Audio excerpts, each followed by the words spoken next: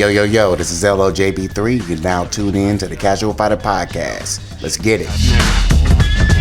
Third strike, yo. Yo, check it out now. Third strike, yo. Welcome to the Casual Fighter Podcast. Got a special one today because lie down. Our boy Epidemic is he's out this week. We're gonna catch him on the next episode, But in his place, man, let's go ahead and make a quick introduction for our guest taking over Epidemic spot. Go ahead, DB, introduce yourself. Fair enough. Hi, my name is DB. My tag is DBGen 13. Basically, I'm just your typical gamer like everybody else here. I play fighting games, particularly Street Fighter. I'm not that good. I'm terribly ass. But I do have my opinions about like fighting game community stuff and all that. So yeah, I'm happy to be here for the very first time. Yeah. James is the homie. And I'm pleased to make acquaintances with everybody else here. Yep. And then we can go ahead and introduce the other members. So go ahead and introduce yourself, Zero. Zero Beat 032 here. So rainy Friday in the Midwest here, and chilling though. We gonna do this here. Yep. And last but not least, Lie down. What's good, everybody? This is JBJR, producer and podcaster and gamer, lover of all things silly and whatnot, and hood lore specialist. So let's get it cracking, gentlemen. Yes, sir. Yes, sir. Yeah. So yeah. What's going on, everybody? I want to go ahead and talk about as we go on. We talked about this last episode too. We had the whole topic about Say Melee, but this week we're gonna go ahead and talk about some funny shit that happened. So you're gonna go ahead and start with this tweet right here. If you're watching this on the stream live, or you're watching this on YouTube later. The Splatoon community came through, and in support of Smash, like 30% of the top teams in the weekend SPL in a open tournament, they had team names in support of Melee and Smash. And Nintendo of America said, "Hey, I don't like any of that. Let me go ahead and cancel the live stream." So they canceled that live stream for the finals that happened on the 6th. You see my face here, Nintendo? Really? Really? Yeah. Yo, it was mad interesting. So I'm definitely gonna get y'all thoughts about that, because y'all know I got a bunch to say. 10 don't. I was gonna say that myself. I was gonna be like, at this point, it ain't just Sega. Everyone does what Nintendo. Even Capcom don't do that kind of stuff. Like Nintendo, like y'all gotta stop this shit, man. I mean, excuse me, guys, just stop this stuff, man. Because it's it's like, come on, man. It's like you have people to support your product. Let them support your product, man. Just let them do that. You're going to make money regardless. Just let people support your. It's free fucking advertising, right? I mean, correct me if I'm wrong. No, you're not wrong at all. No, it's free advertising for y'all stuff. I mean, and it's keeping your product alive. Right. And then you're gonna basically shut down your community that's trying to support you, like a whole other community that has nothing to do with Smash. They just supporting Smash. That's legit, like genuine. That's genuinely supporting y'all. It's a genuinely game. It's Splatoon. Like this is the kind of shit that would deter. Like you said, Capcom don't do this shit. Bandai Namco don't do this shit. Like NetherRealm for damn sure don't do this shit. There isn't another company that does this shit. It is actually ridiculous how adamant Nintendo is about just shutting down and controlling every little thing. You guys are not allowed to have fun for whatever fucking reason. It's been like that for years too. Like I remember dating back to, what was it, 2015 with the whole ambassador thing on YouTube or whatever. Like, oh, you had to control how people played their games on YouTube. I'm like, what is this about? Like, why is it that serious? Yeah, that was a dumpster fire, man. Like, It really was, because they had to scale that back because people was like, nah, this ain't the move. And they wasn't getting any money off the Wii U, so that's around the time that was happening. So this time they're like, oh man, we making bank off the Switch? Well, yeah, we go ahead and do this again. Yeah, they feeling themselves a little too much right now. A little too much. So, like, my personal opinion, I'm like, man, I'm gonna support Smash Ultimate until the end of that life cycle when it finally happens. I am not touching Nintendo again. I'm done. That's what's funny about this too. Is because Nintendo again was going on like a ridiculous rampage about copyright striking like every video that even contains a sliver of their content on YouTube. The cease and desists that they put out against Slippy in the tournament that were supposed to be run for it.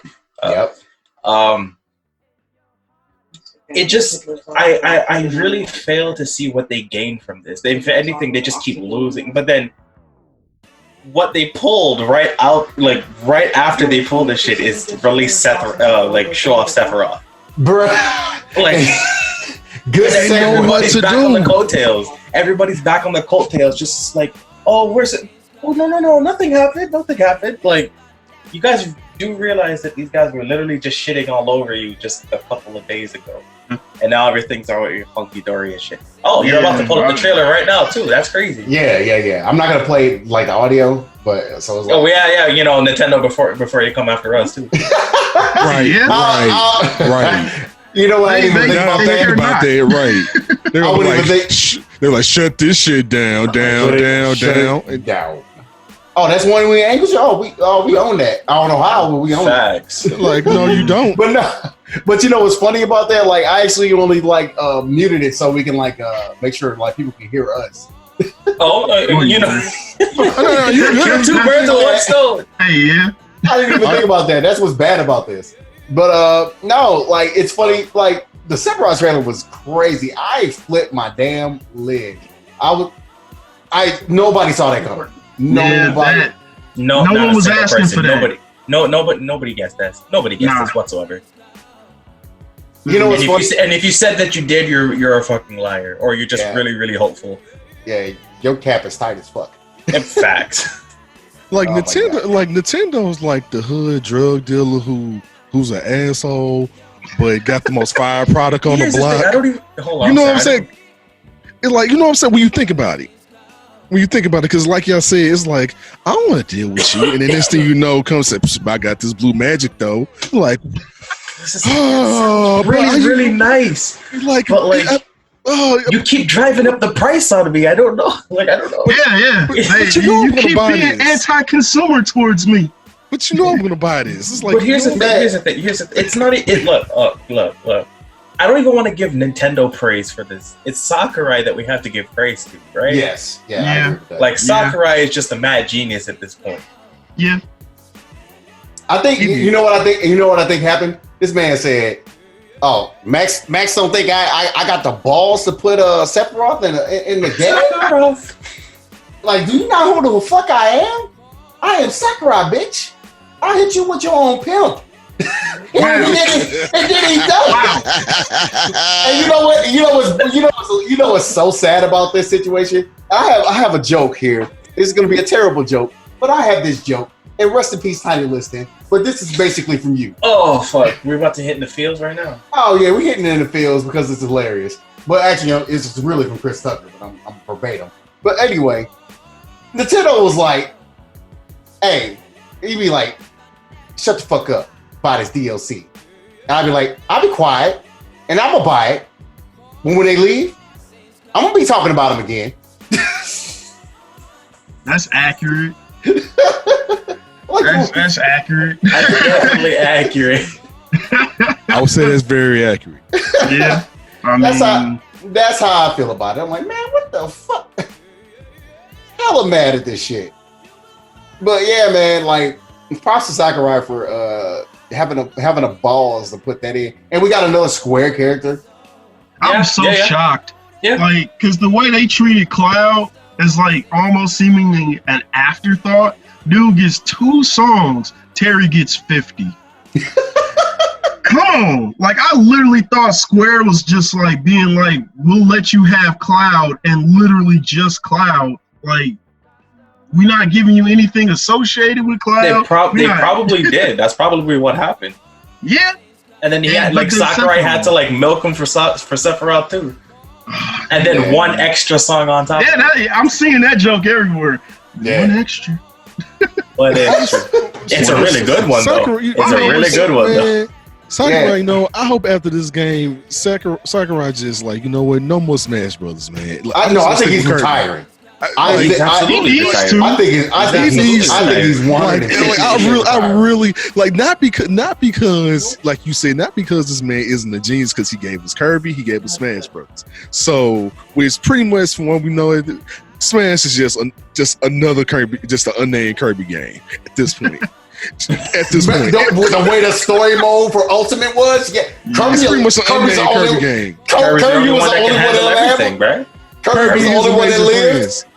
I mean, this is Kirby and Friends. Oh boy, Kirby came in. I mean, Kirby is literally an endless black hole of existence. Yeah. It was like Kirby in the Nintendo Cinematic Universe, dude. It's pretty much what happened.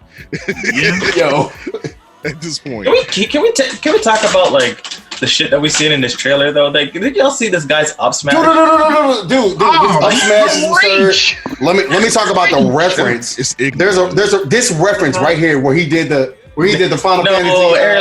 Aerith. Oh, like no, Aerith, please. No, yeah, that was rough. I was like, Sakurai, don't do this. But you know what's great about that reference is that in this game, Cloud essentially like Zelda is the Aerith replacement.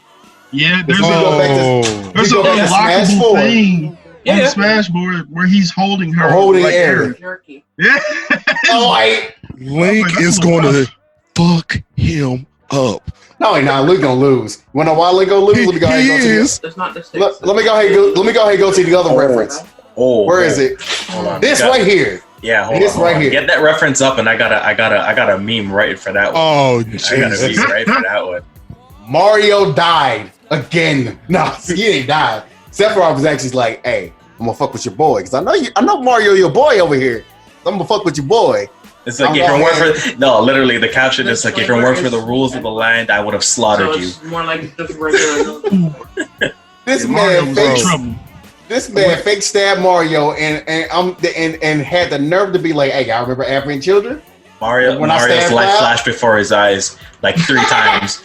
Bro, he looked up like, "Oh my god!" Said 3 times. When I saw that, all I could say was like, "Damn, Nintendo, this just happened." Okay.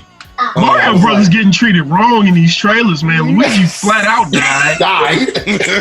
Actually turned into a ghost. It's simple. Sakurai sees the Nintendo's bullshit. It's a simple fuck you to Nintendo. Yeah. You know what? You're right. He's like, my son made this universe. Screw y'all. Me and my son made this universe. Check the Discord, by the way, James. I sent you that link. Yeah, I was showing on stream. Like, hey, don't ever talk to me. Don't ever talk to me or my son ever again. Okay. Yo, look at this, man. This is like he slices it open, right? And then you got Sephiroth here. I seen this meme actually. Yeah, sir. Everybody, shut the fuck up and listen. And then like he comes in, right? Descends into battle, right?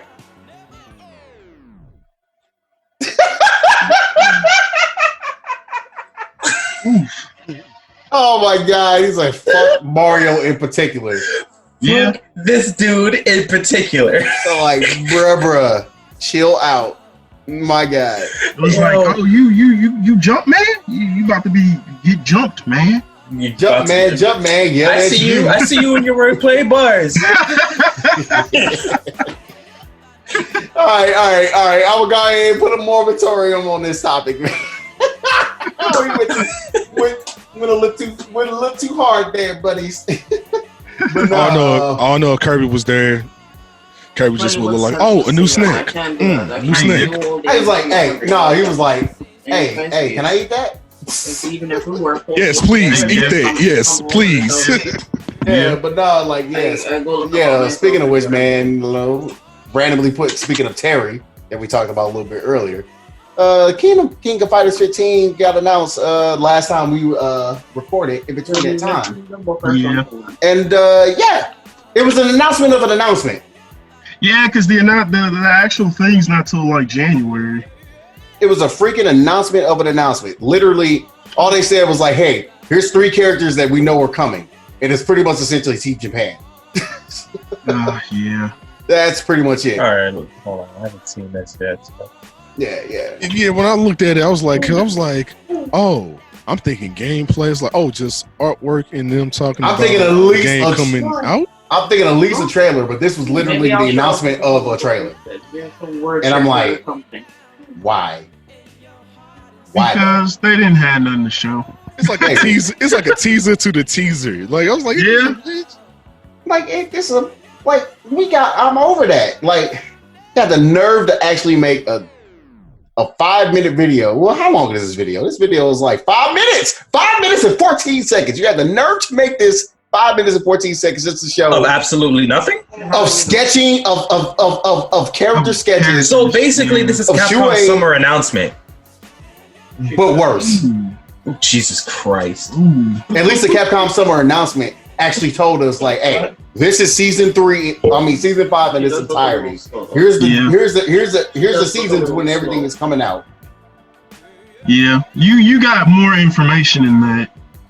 This motherfucker's like, hey, these are characters these are 3 of the characters that are going to be in the game. We're going to show you the concept. Knew this. We're going to show this, man. We knew this, man. Like, we're going to show the concept art, and it'd be like, hey, we just made a little bit of slight changes just to kind of make them old school, but even though, like... Oh, yeah, Benny looks a little different. And I guess the new guy from 14 still probably going to be a color nightmare. Yeah, but he's apparently the protagonist now. He was in 14. Well, yeah, but like they say, like, yeah, it was kind of the protagonist. Which, yeah, what? So the whole story of King of Fighters 14 is just it's like, huh? Okay. My God. Sure. Basically, King of Fighters 14 is let's bring back everyone. Let's make an excuse, a Deus Ex Machina, to get every character that's been in this back, right? Except for Orochi. Right. Because they straight sealed him again. Right, a little bit. So, but yeah, man. So it's interesting. Like, so this is just 5 minutes of concept art. Basically. Yeah, pretty much. Yeah. Wow. I mean, he could. Yeah. So like, I'm not gonna front. The concept art looks amazing, but it looks bomb. It looks like JoJo is bomb. It looks great. Honestly, don't get me wrong, but like, really, did they hype this up? Yeah, they hyped it up. They hyped it, and then this is what they deliver. Yeah, that's disappointing. That's very disappointing. I was expecting, like, hey, if you're gonna show a little bit of, like, maybe the teaser trailer, maybe like some beta footage like they did with Dan. Yeah. See, like I said, Capcom gave us a little bit more than what we got. Also gave like a roadmap and everything. So, and then, like, the reason why this whole thing was 5 minutes and 14 seconds because they're like, oh yeah, just by the way, yeah, we got more Sam Show stuff to show too. Like. Yeah, that's what really kind of extended it because they going into season 3 of Sam Show, and I'm like, who's still playing Sam Show?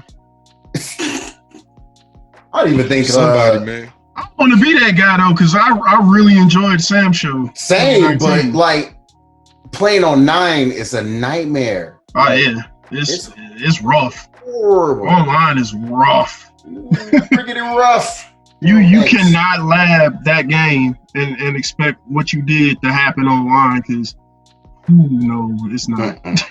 Not at all. See, what's bad about like SNK in these kind of positions, be like, dude, when you got like the big 3 around, all right? We got the big 3 around, and the big 3 is consistently giving you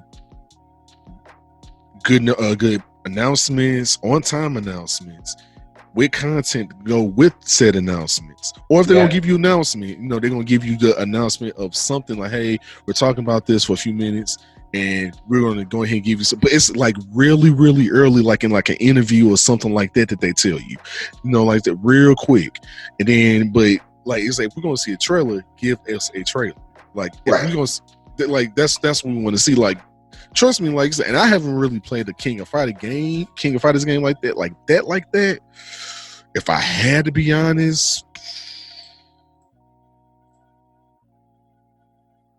religiously, 2001. Yeah, that's a ways back. Which is unfortunate. Ways back. Yeah, which is unfortunate because you missed out on 13. I really like 13. 13 is balling. But I'm wondering if any of this has to do with how they just got bought out. Yeah, go ahead and talk about that. Yeah, explain that, please. Basically, some dude in Saudi Arabia just said, I want SNK. It's mine now. And he bought it. And now people are even before this like concept art trailer dropped, people are starting to be like, do I really want to support SNK knowing that it's funding whatever's going on over there? Yep. People are already like not sure how they should feel about the fact that some Saudi Arabian prince or something just bought out SNK. Yeah, because they're already not like folks in the wrestling community are already pissed off about WWE with their whole relationship with Saudi Arabia. Yeah, they get flack about that a lot. Yeah, they do. Like this happening is like, bruh, come on, man. This is I'm not sure how to feel about it myself, because when I read it, I was like, this sounds off. Like, this don't even make sense. And it's bad enough it happened to SNK because they've got bad luck with this happening anyway. Yeah, that is true. That is definitely true. Didn't someone from China buy them out in the early 2000s, and that's when we got SNK Play More? Yep. Yeah, so, and that caused the problem in and of itself. Mm-hmm. So it's like, this keeps happening to them, and I'm like, I don't know. Why do they keep making themselves public and putting themselves up for auction? I understand. Like, do they need money that bad? I don't feel like they need money this time. I think they're finally in a place where they don't need to be like in this situation. I don't know. I think they might do, because I don't really know who's buying SNK games like that. I mean, you got a point. Because I mean, I know I bought them, but it's that kind of thing. I know a lot of people that I know did not buy them. So it's that kind of thing where it's like, maybe they do need the money. Because I think they're being outdone by Mortal Kombat, Street Fighter, Grand Blue, even these indie games that are coming out, like Dems Fighting Herds, Punch Planet. I honestly, like, those games people would rather play other than like King of Fighters. And it's kind of sad to think about. Yeah. I think part of the problem is the main line, like the new SNK games, got bad netcode. They ain't got rollback. Yeah, man. The games that do have rollback are old titles like Garo, and that's like 99, and King of Fighters 2002 Unlimited Match. That's 2002. Or actually, I don't even think that came out in 2002, because that's a remake of the original 2002. So it's like, they not giving people, I guess, a good leeway into their stuff, because one, if the only things that work properly are your older titles, all right, I guess, because ain't no one trying to play rough KOF 14 and even rougher Sam Show 2019. Yeah, Sam Show is definitely a mess online. Yeah. I heard that shit's practically unplayable, and that's at times it was. Like, there were times where I was playing it, and I got in like a good 200, 100, 200 matches, and I was like, most of this was not what it needed to be. Yeah. It's unfortunate. It is, because, like, I like SNK. Definitely is, yeah. And, like, I know that they can make a competent fighting game. Mm-hmm. Like, Sam Show 2019 was really good for all intents and purposes. Right. But that online, that killed it. That really killed it. Yeah, it's unfortunate. So, I don't know. Like, hopefully, hopefully, like some of us will be able to kind of stomach acquisition. Other than that, I really do hope. I do wish the SNK community well, because they honestly don't deserve the treatment that they get with their games and stuff like that. No, they don't. They definitely don't. And the company honestly don't deserve it either. The company definitely doesn't deserve it. No, they really don't. Yeah, it's just sad to see. It's just sad to see that they're in this position more than anything, especially since they get overshadowed by like basically the big three and like the indie games, like DB was saying. You know what I'm saying? It's just sad that it's at this point. Like, damn, like I hope you're not doing this just to get that. I need relevance that bad in some regard. Like, I really hope that's not the case. Like it shows that there's like some sort of decline in the company, because when was it 13 or 14 that was on the PS4? It was 14. 14, right? Why does that game look like a PS2 game? It looks like, like, where was y'all budget at? Legitimately. Why does it look like a PS2 game on a next-gen console at the time? I feel like that was... I got an answer for that. Yeah, go ahead. Yeah, like, 13, as we all know, nearly killed SNK. Yeah, even though that game looked amazing, that the process to do those sprites for 12 and 13... almost bankrupted them again. Yeah, let me go ahead and actually look up. That's the thing, yeah. It's the bankruptcy the near bankruptcy that they keep doing every time they bring out this new project, the spreading for 12 and 13. And then I think the games flopped, didn't they?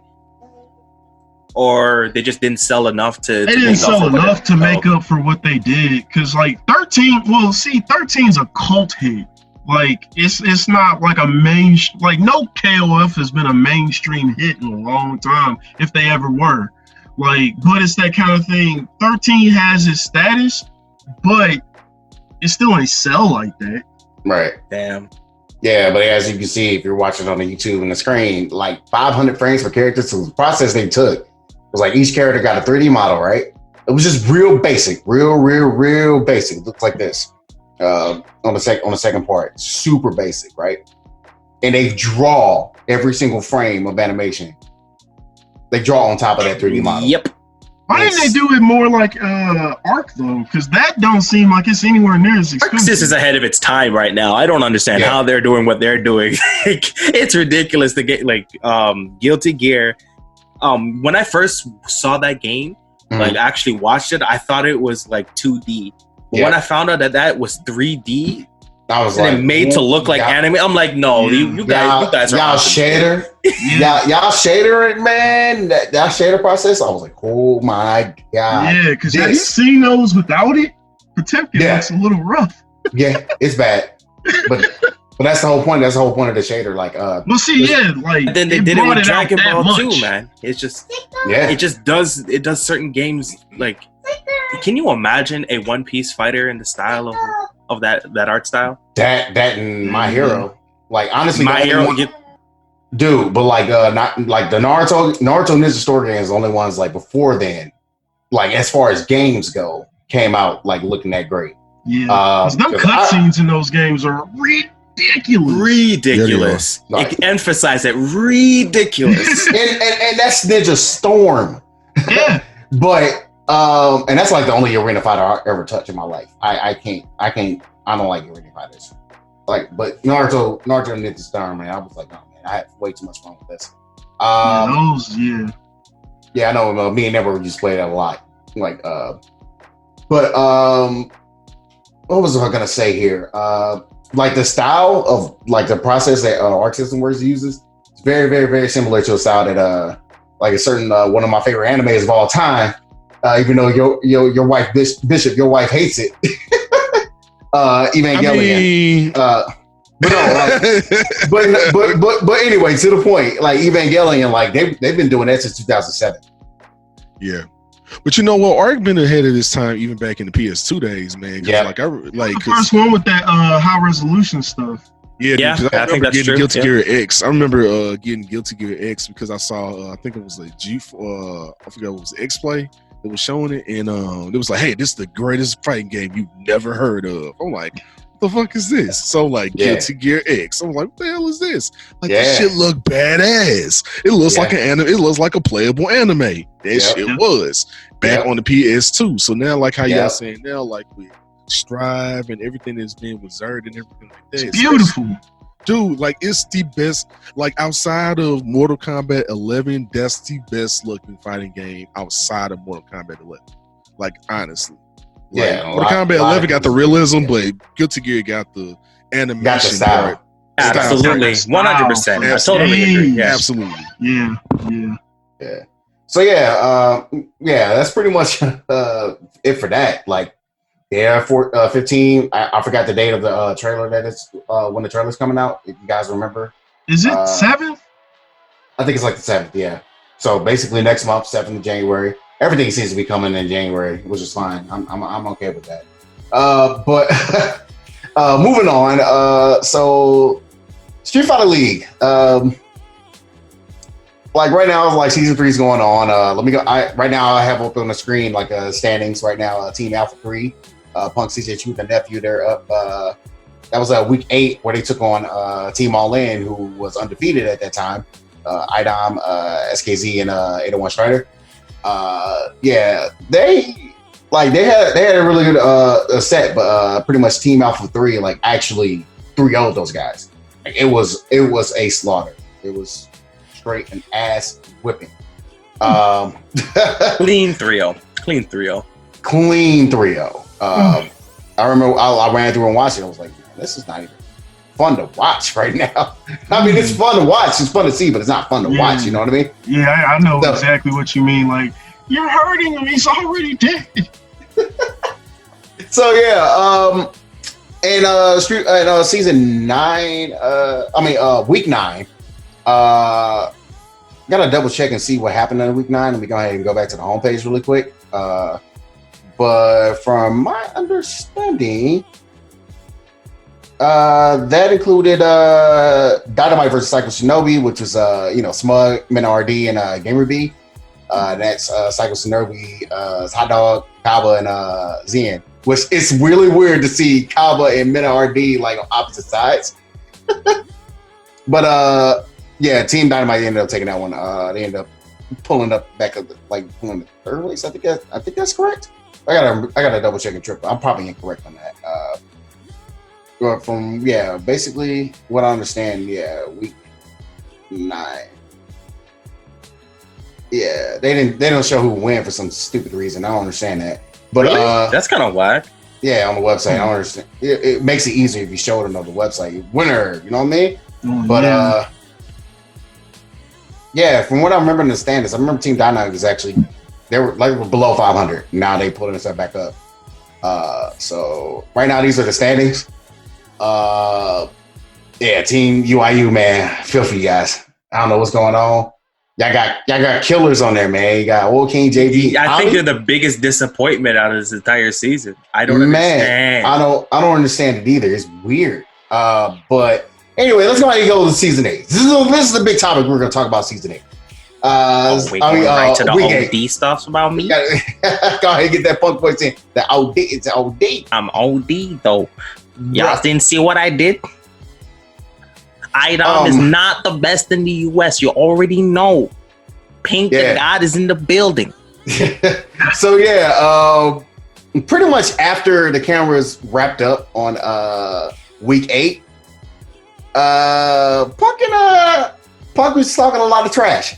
I am in this case, right? So, he's going to keep talking trash, and then he went to go talk trash even more over in their room. And as you can see on the screen, even though I have it muted right now, 801 stepped up, was like, yo, man, I'm not going to let you disrespect my team like that. And they ended up hashing it out. And, man, they almost came to blows a couple times. You calling me dumb? You calling me dumb? Those fighting words. Yeah, dude. Like, they got heated. It got super heated. It got to the point where Rob, who was filming, he took whose phone did he take? He take SKZ's. He took to SKC's phone to record this. And he was like, yo, let's look. You chilling? No, everything's cool, man. No, we hashing it out. So they're hashing it out, right? 801's like, man, you know what, man? Stop acting like a bitch and having all these complaints. Oh yeah. So that was the other half of that conversation. I'm a bitch. But yeah, DB, man, I'm glad you're on this episode. I know you got some words to say about you this already shit. know, bro. Oh man, go ahead, get into it. Talk your shit.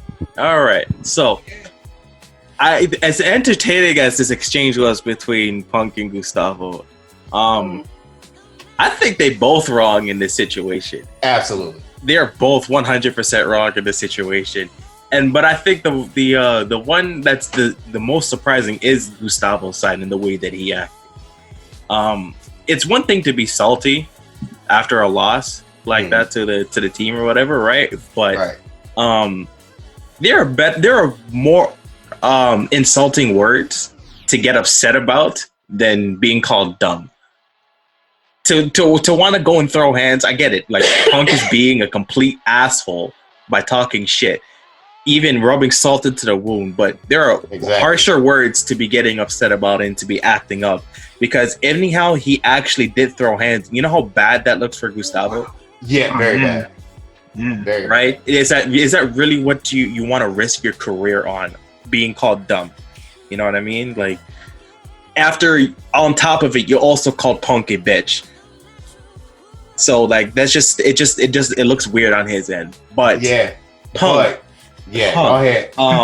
Tell like that tweet about that.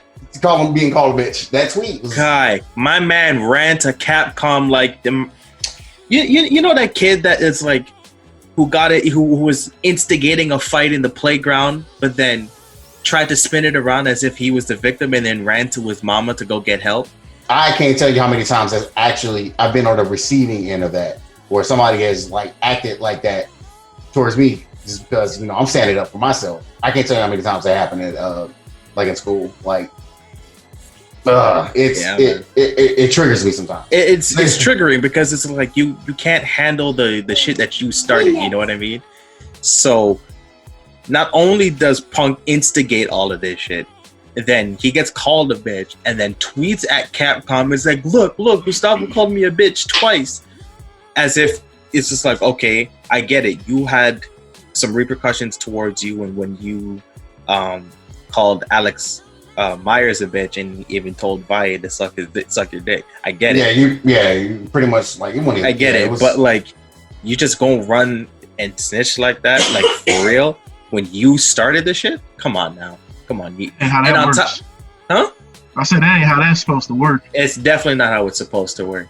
And on top of it, what's getting me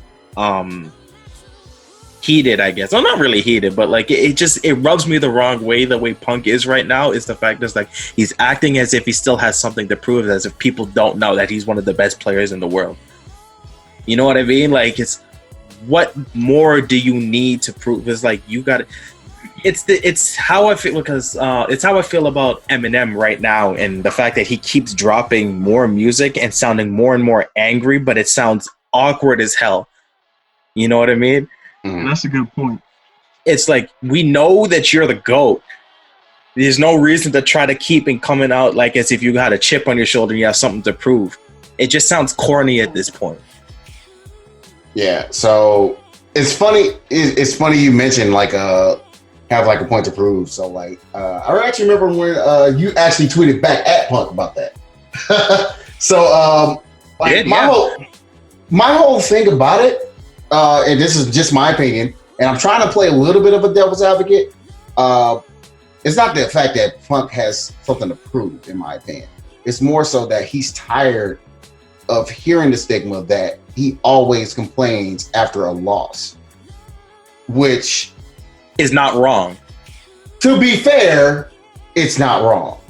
But also, to be fair, and he does have a little bit of a point on this too. Whenever he complains, it's because like it's already been complained about. In that situation, like you know, he called out Gustavo over saying, "Dude, like I'm just talking about this blue light that's in my way that's like affecting my vision of the screen.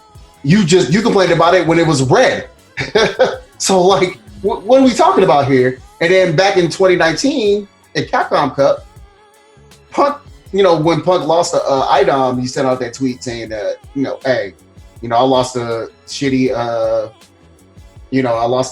what you call it, like a shitty setup over there. But to be very, very fair, Punk wasn't the only or the first one to talk about that setup. He waited until afterwards to talk about it.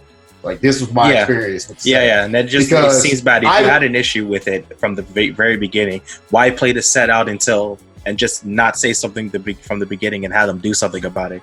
You're going to complain about the issue that you have with this monitor after the fact, after you lose, because if you had won, you wouldn't have said anything. Yeah, I can see that.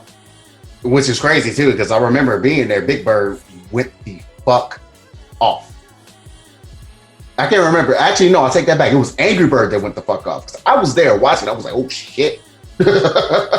Angry Bird was pissed. Angry Bird was actually like heated on stage. He was actually an Angry Bird on stage. Like, yo, man, fix this shit.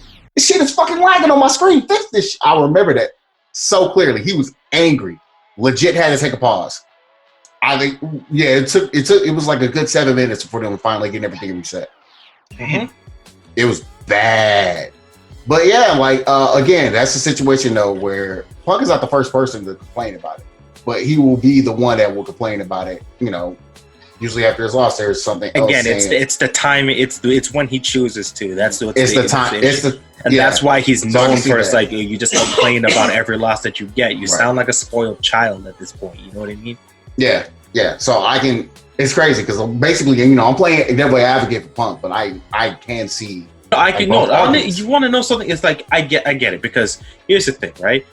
Literally, I think it was literally the week before too when he OCV'd the team that he was playing. I don't remember. He's trying to, the interview when he was like, you could see the emotion and the passion that he has for his craft or whatever, right? Exactly. That he loves the game and he's skilled at what he does, and he's proud to be able to show off his skills and then he's proud to be number one. Yeah, exactly, right? And it means a lot to him, obviously. But at the same time, it's like being in like these tournament type of settings or whatever. And I get like COVID has been stressful on all of us. It has not been easy. It really has not been easy at all. And having only offline to have any sort of like competitive tournament for Street Fighter when we were literally just having a normal life literally months ago makes no sense, right? So I can understand the frustrations and letting all that emotion out at the same time, but you choosing, like, you got to choose how you let out those emotions in areas. You can be really emotional and like cry and let it all out when you feel like it's bottled up too much. It's perfectly fine. But if you want to explode on other people, especially in like backstage areas too, like it's shit's gonna go down because everybody is also riled up the same way that you are. Yeah. Except for IDOM. Except for IDOM was just fucking chilling. IDOM was chilling. IDOM had no part. You look at those videos, IDOM was legit like, oh, y'all. I'm just tuning all of y'all out, man. I just wanted to play some SF5 and then go home. You realize that we're in the middle of COVID and none of us are wearing masks? Can we just get this over? Oh my God, IDOM ain't worried about nothing. That shit is hilarious. That was hilarious. Hilarious. Man, when I grow up, I want to be IDOM. Not give a fuck. Right. Really? Oh, y'all say something? It's like, hold on, is it time for us to play again? No? Oh, okay. I'm making all that noise. All right, fine. Keep it down, all right? I'm trying to sleep. Just give me a minute. Yeah, man. But anybody got any closing thoughts about it, man? It's a funny situation, and it makes for good entertainment. Yeah, that's one thing when you look at it. It's like, regardless of how you feel about what happened, you can't say it wasn't entertaining to some degree. It was entertaining. It was funny to watch the first couple of times. I'm not even gonna lie. It's just like, hold on, is this really about to happen? And you want to know something? I would have liked to see a sanctioned boxing match between the two of them. I'm not gonna lie. Don't do that. Don't for real. Don't set it up like that. For real. I mean, No, now tell me, who's betting against me right now? Because I would have $50 on Gustavo getting a first round knockout against Punk. That's I bet that's a wrap. I don't just need to run the fade. I think Punk only knows how to run hands with the buttons. Yeah, it looked like it. I ain't trying to say no, but it looked like it. I have no opinion either or in any way whatsoever. The views expressed are not mine. Even if he has some semblance of hands, right? Now, Gustavo is probably twice his size and works out regularly too. Oh my God. Like, I don't see how that goes any other way. Oh my God. No disrespect to Punk because I'm OD though. But that's just how it's. Oh God. The footsies? I'm ridiculous. Bruh. Oh my goodness. Yeah, but yeah, we're gonna go ahead and close on that. It's only entertainment with Hollywood Raw TV.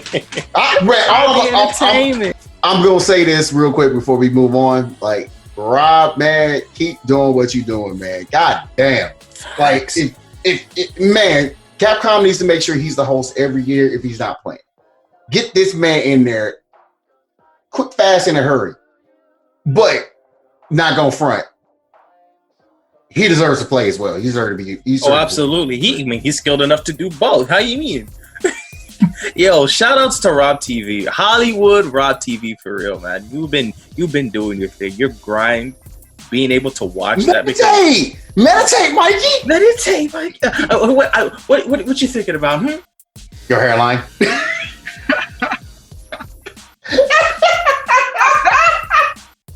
Oh no. Oh, yo, Mikey, please. Samurai, man. What? Entertainment. Rob just has his. I will meditate and then destroy you.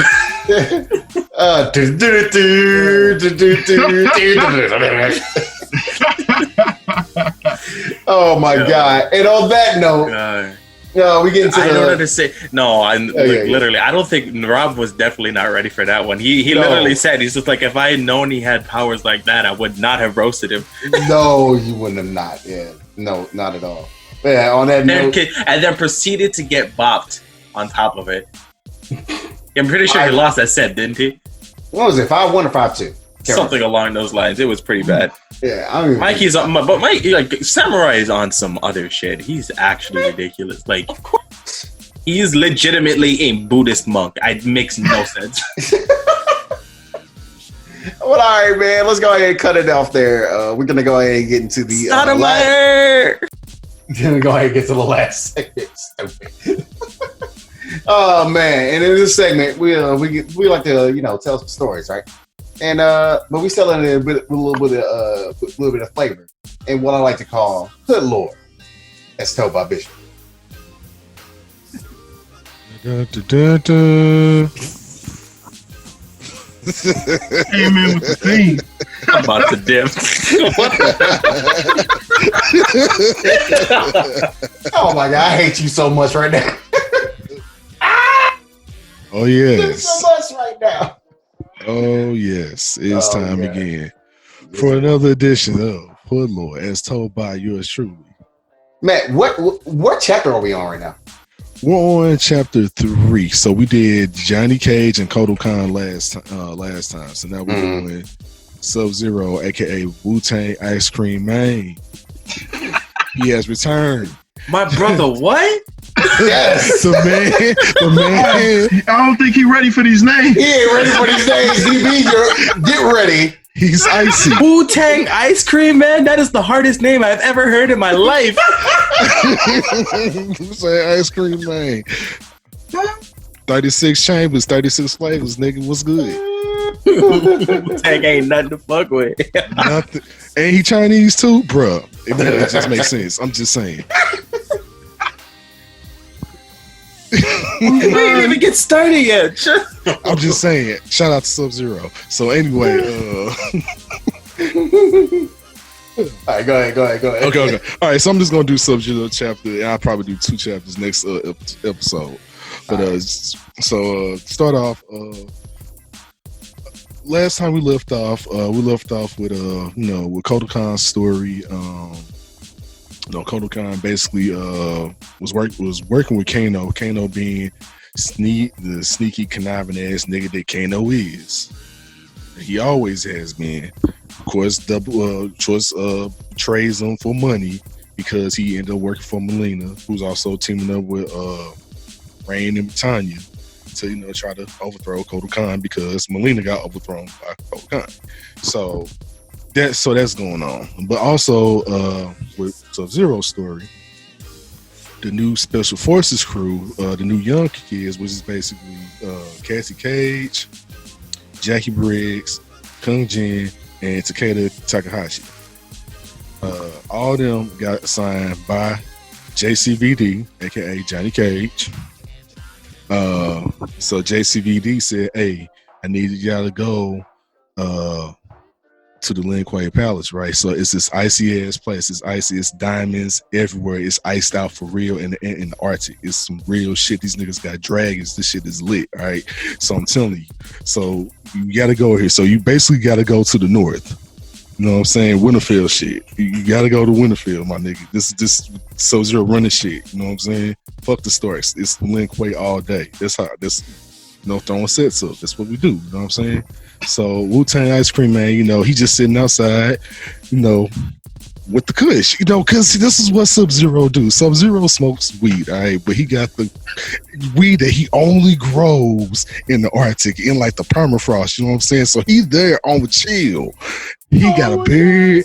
This nigga on chill. He got a whole new fit on, some shit that he got on from he got custom made with Chinese symbols on it, throwing up like 10, 20 different sets. You know what I'm saying? I'm like, okay, there we go. I'm like, okay, all right. And then he got stone blue eyes, so to let you know he ain't a nigga to fuck with. And all, you know what I'm saying? He ain't a bitch.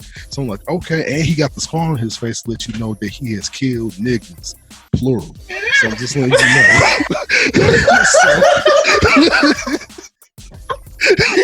It's the sign. I'm just saying. I mean, even though it came from Kano, it just let you know that he ain't a nigga to fuck with. Anyway, so Sub-Zero is just on chill, right? Outside on chill. And so basically Cassie and the homies come through, right? So what happens is, Sub-Zero being the cool ass nigga he is, mind you, this 25 years after he came back, after everything back to noise. So he about he was smooth 49-50, right? So he distinguished, he on OG status. He legit OG status at this point, you know what I'm saying? So he so the OG all right, he's Wu-Tang, he's the OG Wu-Tang Ice Cream Man at this point. You know what I'm saying? So OG lets him in, and he was like, he had to check one of the young niggas, Kung Jin, Kung Lao's family, because he was just out of pocket. Kung Jin got a reckless ass mouth. He like to talk shit. And that's just what Kung Jin does, you know what I'm saying? He reckless at the mouth. So what happens is, because Kung Jin couldn't keep his damn mouth shut, hands got to get thrown. Sub-Zero systematically goes through every person, you know what I'm saying? Every person, systematic. Person he had the most difficulty with had to be Jackie, because Jackie got hands for real, like for real. So I'm just saying, ain't nobody disputing that. Jack's daughter got the hands of hands, nigga. Like Jack's raised her well. Mm-hmm. So you know what I'm saying? So you can tell Castle was fucking niggas up in this whole story low key. Let's just keep that. Let's give honor to Jackie real quick. The black girls rock, man, because she was fucking niggas up for real. But anyway, so she, like I said, so OG goes through and fucks every person up. It's 4 of them, because part of the story, gotta have 4 matches, right? So he goes through everybody. And at this point, he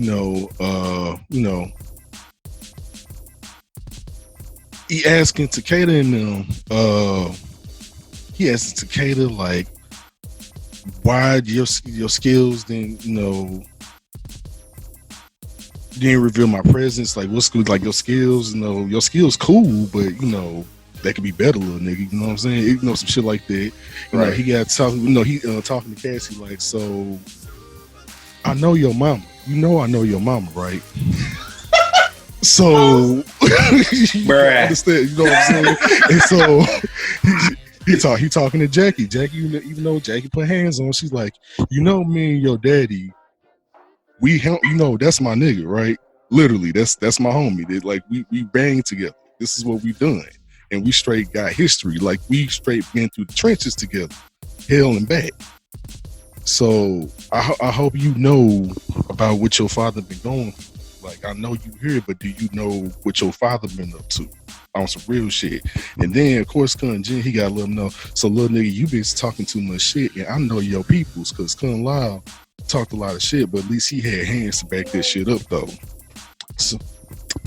But Sub-Zero fucks everybody up, right?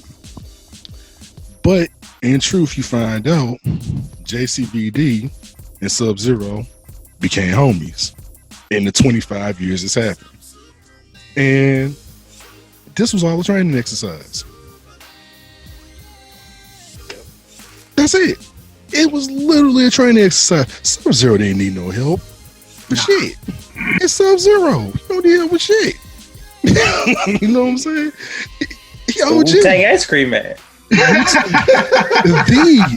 the OG, like, he became the OG. He running shit at this point. He was one of the little niggas. He was one of the Killer Bees little niggas at first. Then he became the RZA of the crew. I'm like, nigga, what? Bruh. Like that's literally what happened. He went from Killer Bee to RZA on, nigga. He running shit. Legit, and not only running shit well. Right. so keep that in mind. So, but anyway, Sub-Zero had to kick his OG nods to the team. So, all right, young homies, I'm gonna let y'all know this was training exercise. So, y'all still got work y'all need to do. But I fuck with y'all though. Good job. Basically. Good job, but your teamwork trash though. Yeah. He sure pointed that out. He said, "Yeah, y'all teamwork need work. Y'all niggas need to work together more. Cause y'all be doing too much, and I ain't a unit. Cause I run a unit. I know what that shit look like. Your mama run a unit. I know what that shit like. Your daddy ran a unit. I definitely know what that shit look like. So y'all gonna get it together? Good. All right, moving on. That's basically what happened with Sub-Zero. He too cool for school. This is what we do. So." Yeah. But we're going through, continue with the story real quick. Cassie gets a message from her mama, right? So finding out from her mama that a whole bunch of refugees came through from outward. I mean, by like the hundreds though. And that's a lot. You know what I'm saying? Like, what's up with all these refugees? So the homegirl Lee May is talking to Sonya and Raiden, like, hey, let me let you know that our neighborhood got destroyed, and I want you to know that Melina behind that because she has Shinnar's amulet. You're like, oh. What you mean? So what do you mean she has Shinnar's amulet? No, she doesn't. It's like, yes, she does. No, she doesn't, because I have it hidden. I'll be right back, y'all. Okay.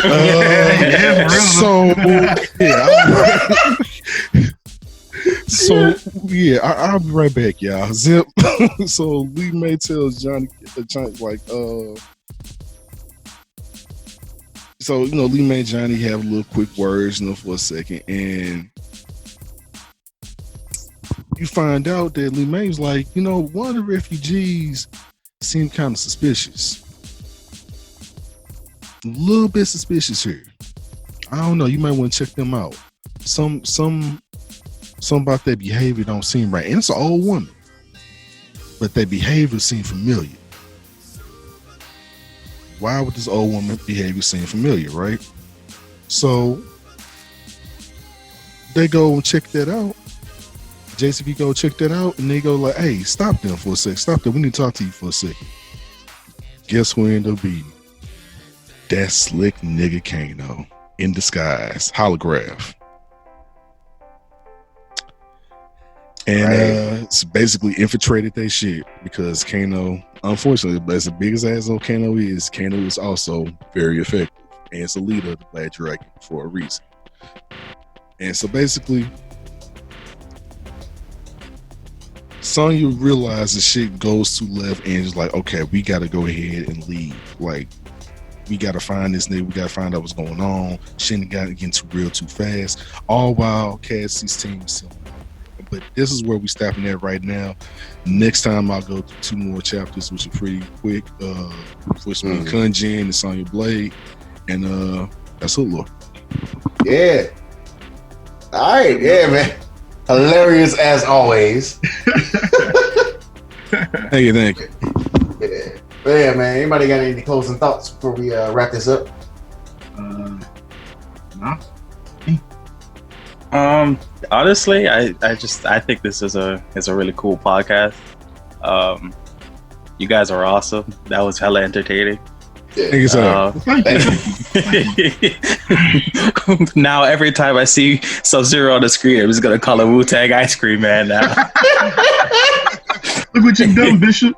Oh, Yo, I can't. I mean, look, he Chinese. My man Chinese. No disrespect, my man Chinese. So Wu-Tang Chinese makes sense. My man got them hands. He got the 36 chambers on his chest. You seen it? You seen it? Too icy with it.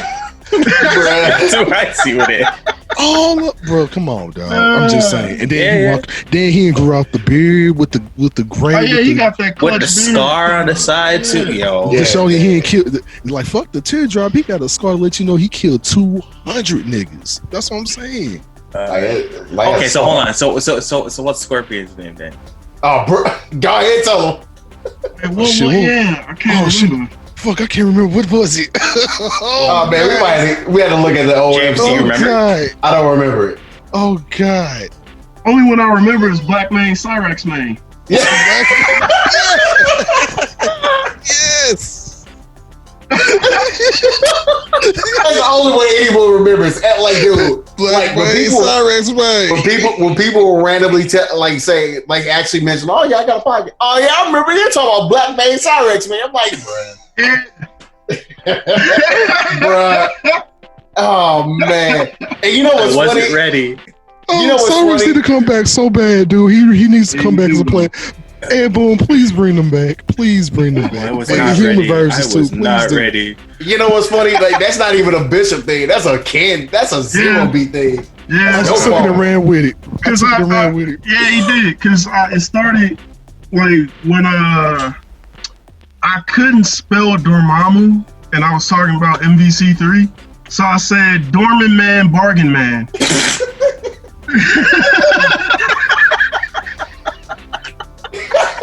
I couldn't spell it, so I was like, let me combine the movie reference and put man at the end. I was like,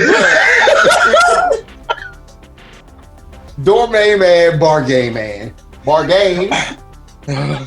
Oh man. Doorman Man, Bargain Man. I've come to bargain.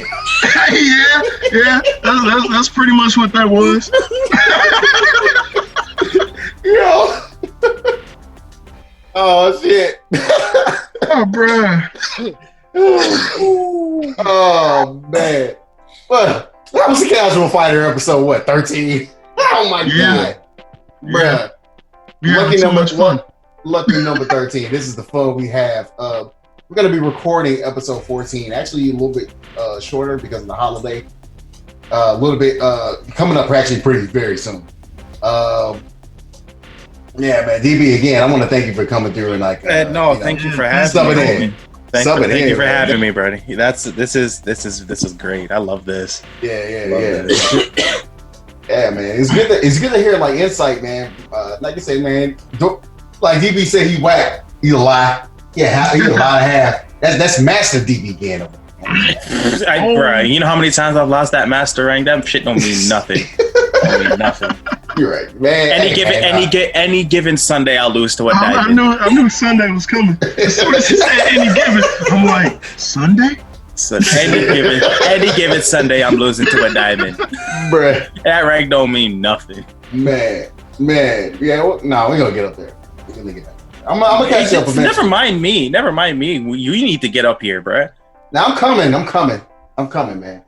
Like, I got a little bit. Nobody can stop me. No. Yeah, I heard that reference. I'm coming. Nobody stop. Nobody. Hey, he knew. I'm coming. Man. But all right, y'all, man. Let's go ahead and wrap it up here. And yeah, this is Casual Fighter episode 13. We will catch you, I would say, like a little less than a week. Yes, sir. Yep, All right. Yep. All right. And yeah, man, that's it. Peace out, everyone. Yeah.